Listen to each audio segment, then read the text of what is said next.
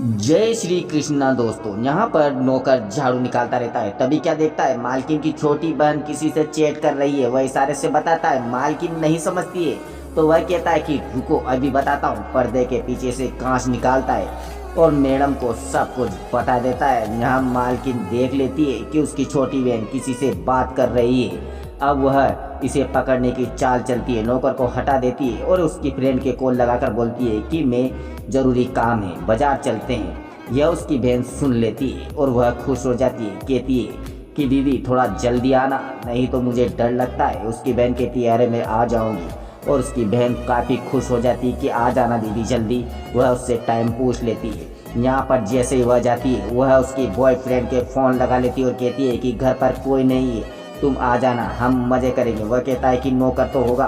कहती है कि नौकर को तो मैं निकाल दूंगी घर से किसी काम से, बस तुम आ जाओ। यहाँ पर नौकर कहता है कि मालकिन आप बाजार जा रही हो, अब यहाँ कैसे पकड़ोगी। तो वह कहती है कि मैं नीचे गाड़ी में ही हूँ, इसे पकड़ने की मैं ये चाल चल रही हूँ, बस तुम जैसे ही वह आएगा मुझे कॉल कर देना ताकि मैं इन्हें रंगे हाथ पकड़ सकूँ।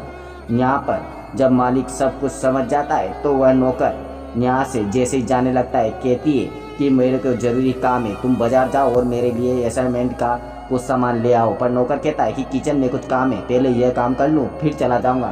तो वह कहती है मैं दीदी से तुम्हारी शिकायत कर दूँगी कि तुम मेरी बात नहीं सुनते हो, तुम्हें बाजार जाना ही होगा और इसे लेकर जल्दी आ जाना, और अगर कुछ छूट गया तो मैं फिर से बाजार भेजूँगी। यह कहकर नौकर चला जाता है, लेकिन वह जाता नहीं है, वहीं बाहर जाकर सीढ़ियों के पीछे छुप जाता है जब तक वही फ्रेंड भी आ जाता है।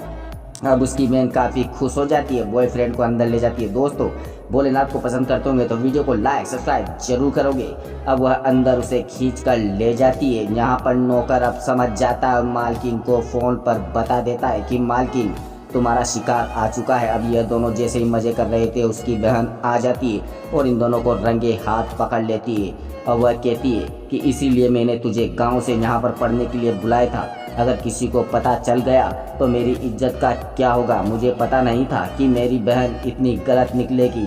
दोस्तों क्या इसकी बहन ने सही किया या गलत, कमेंट में ज़रूर बताना। यहाँ पर अब वह कहती है कि तुम शहर में रहने लायक नहीं है और उसके बॉयफ्रेंड को यहाँ से भगा देती है। उसकी बहन माफ़ी मांगती है, लेकिन उसकी बहन कहती है कि अब मैं तुझे यहाँ पर एक दिन के लिए नहीं रह सकती, क्योंकि माँ बाप गरीब थे इसलिए मैंने तुझे यहाँ पर रखा है और तुझे अब गांव जाना ही होगा। तेरी पढ़ाई यहाँ से ख़त्म हो जाती है और गांव जाकर तेरे लिए लड़का ढूंढ कर शादी कर देंगे, क्योंकि तुझे पता नहीं कि माँ बाप कितनी मुश्किलों से तुझे शहर में पढ़ाने के लिए भेजा था, लेकिन तुम पढ़ने के लायक नहीं हो। लाइक सब्सक्राइब जरूर।